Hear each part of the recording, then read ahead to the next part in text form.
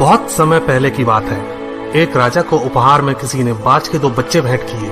वे बड़ी ही अच्छी नस्ल के थे और राजा ने कभी इससे पहले इतने शानदार बाज नहीं देखे थे। राजा ने उनकी देखभाल के लिए एक अनुभवी आदमी को नियुक्त कर दिया। जब कुछ महीने बीत गए तो राजा ने बाजों को देखने का मन बनाया और उस जगह पहुंच गए जहां उन्हें पाला जा रहा था। राजा ने देखा कि दोनों बाज काफी बड़े हो चुके थे और अब पहले से भी शानदार लग रहे थे। राजा ने बाजों की देखभाल कर रहे आदमी से कहा, मैं इनकी उड़ान देखना चाहता हूँ, तुम इन्हें उड़ने का इशारा करो। आदमी ने ऐसा ही किया।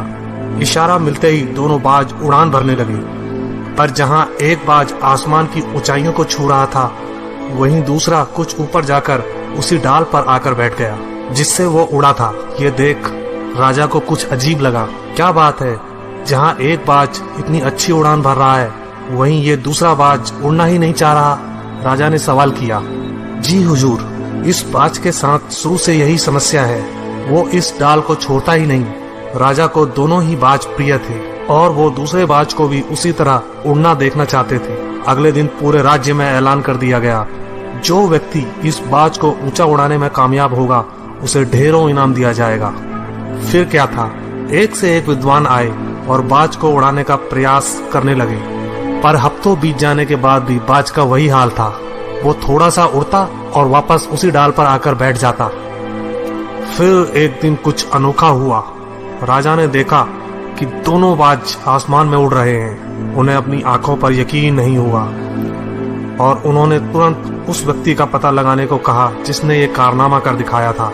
वह व्यक्ति एक किसान था। अगले दिन वह दरबार में हाजिर हुआ। उसे इनाम में स्वर्ण मुद्राएं भेंट करने के बाद राजा ने कहा, मैं तुमसे प्रसन्न हूँ, बस तुम इतना बताओ कि जो काम बड़े बड़े विद्वान नहीं कर पाए वो तुमने कैसे कर दिखाया।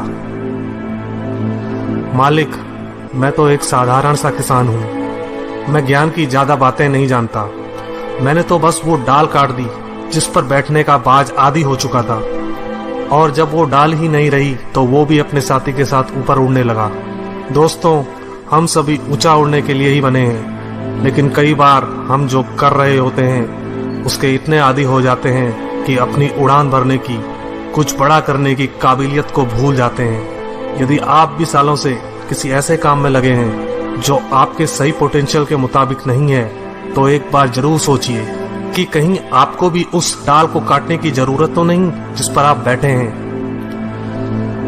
धन्यवाद दोस्तों।